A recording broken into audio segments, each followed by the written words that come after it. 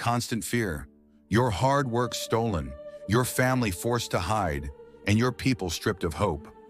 For 7 years, the Israelites endured the terror of the Midianites, who descended like locusts, leaving destruction in their wake. And there, in the midst of it all, was Gideon, a farmer from the smallest clan in Manasseh, hiding in a winepress, hoping to scrape together enough food to survive another day. To him, the idea of being a mighty warrior was laughable. But God saw something in Gideon that he couldn't see in himself. Despite his fear, his doubts, and his questions, Gideon was chosen. Chosen not for his strength, but for his willingness to trust and obey. Chapter 1 begins with Gideon's call, a moment that would spark his transformation from a fearful farmer to a leader of Israel. But it wasn't an instant change.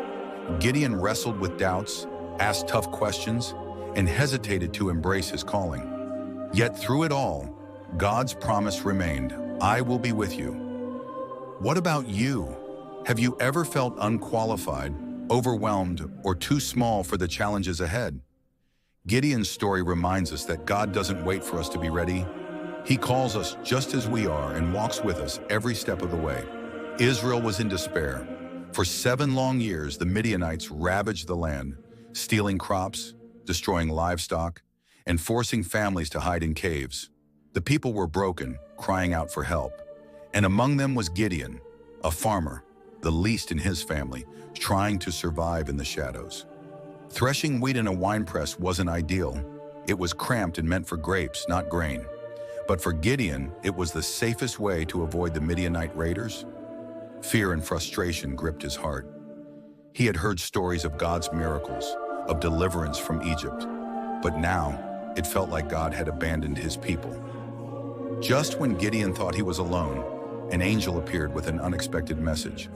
"The Lord is with you, mighty warrior." Gideon was stunned. Mighty warrior? Was this some kind of joke? He wasn't a soldier. He was a farmer, and not even a brave one. "Pardon me, my lord, but if the Lord is with us, why has all this happened?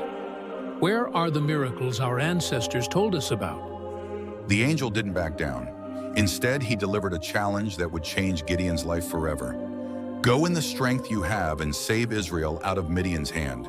Am I not sending you?" "How can I save Israel? My clan is the weakest in Manasseh, and I am the least in my family." Gideon's doubts were real.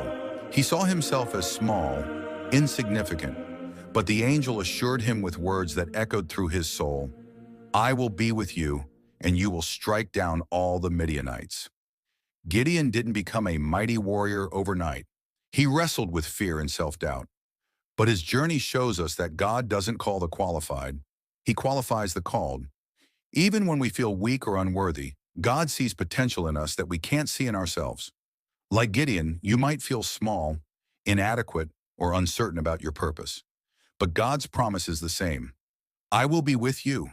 He's not waiting for you to have it all together. He's calling you to take a step of faith, just as you are. What step is God calling you to take today?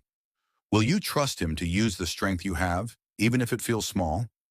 Gideon's story reminds us that courage isn't the absence of fear. It's stepping forward despite it, trusting that God is with us every step of the way.